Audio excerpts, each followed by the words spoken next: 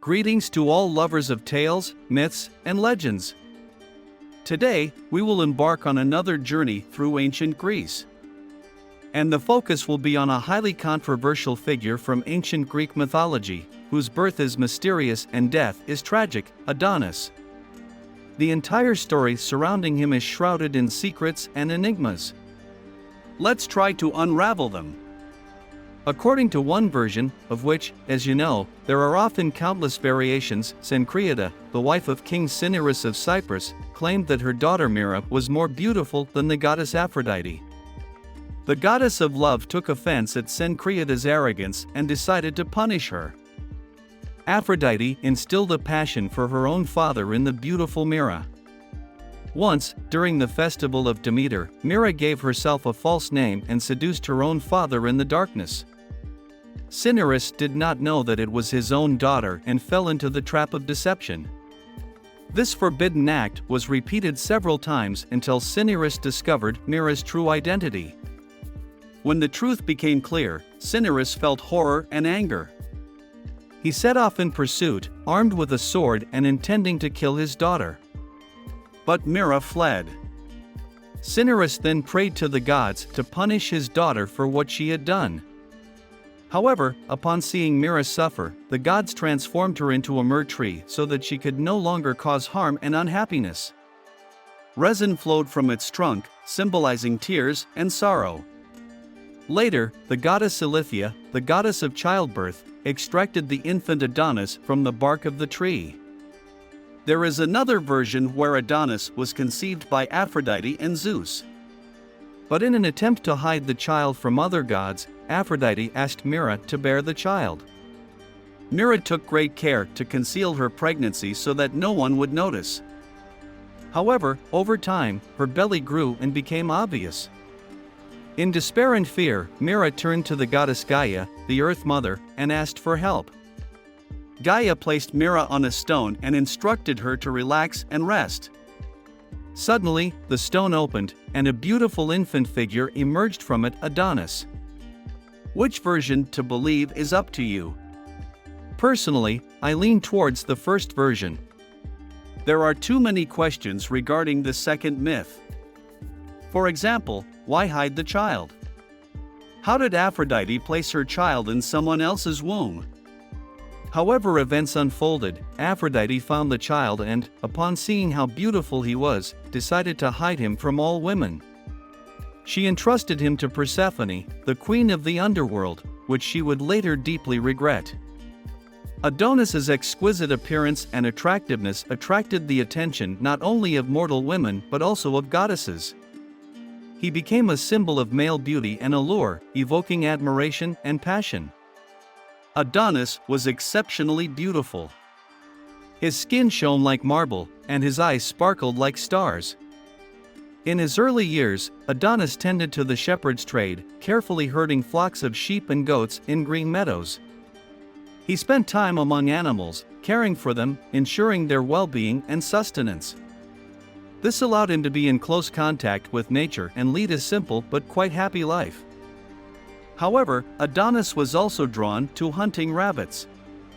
He often ventured into the wild forests and mountains to test his agility and strength. During one of his hunting adventures, Adonis heard praises from the muses, nymphs, and patrons of arts and knowledge. Their admiration for his hunting inspired him and motivated him to become a true hunter.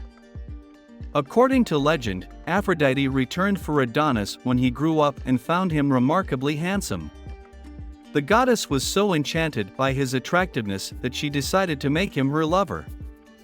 However, Adonis's fate was predetermined. He was cursed by the goddess Persephone. Persephone wanted to keep Adonis for herself, which led to a dispute for his guardianship between the two goddesses. Zeus resolved the dispute by decreeing that Adonis would spend 1/3 of the year with Aphrodite, 1/3 with Persephone, and 1/3 with whomever he chose. Adonis decided to spend this time with Aphrodite. Out of jealousy and as punishment, Persephone sent a boar that fatally wounded him with its tusks. According to another version, the deadly boar was sent not by Persephone but by Artemis, the goddess of hunting and protector of all living creatures. Common interests with the beautiful youth brought them closer. She considered Adonis worthy of her attention and occasionally spent time with him on hunts and in the wild.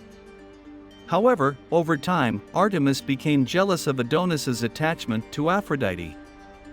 Her anger grew, and she decided to use her power to punish Adonis. In another legend, Ares, the lover of Aphrodite, unable to bear the competition, transformed into a boar and attacked the lover of his beloved. Adonis became a victim of the god of war's grudge. Curiously, how did Aphrodite's husband, Hephaestus, remain oblivious to all this? In any case, however it happened, Adonis died in the arms of Aphrodite. Beautiful roses sprang from his blood, and out of Aphrodite's sorrow and grief, a beautiful flower, the anemone, grew from her tears. She also commanded that every spring the anemones bloom where her beloved perished. The tragic death of Adonis evoked compassion and sorrow among people. His premature demise symbolized the withering of nature and the transience of life.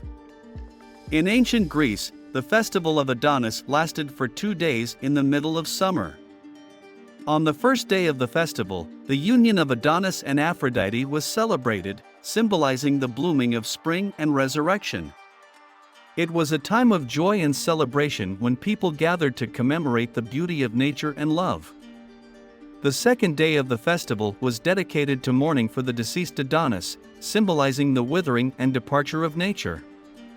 On this day, the women of Argos expressed their grief and sorrow by crying and lamenting for Adonis. They expressed their sorrow over the loss of the beautiful young man, who was a symbol of life and beauty. Thus, the festival of Adonis encompassed 2 sides, the joyful celebration of his union with Aphrodite, reflecting the awakening of spring and renewal, as well as the mournful moment of lamenting his death, representing the withering of nature and the cyclical nature of life. So, such is the convoluted and sorrowful tale that unfolded. What do you think? Did the gods treat Adonis fairly? Share your opinion in the comments. And that's all for today. Thank you for your attention, and see you in the next videos.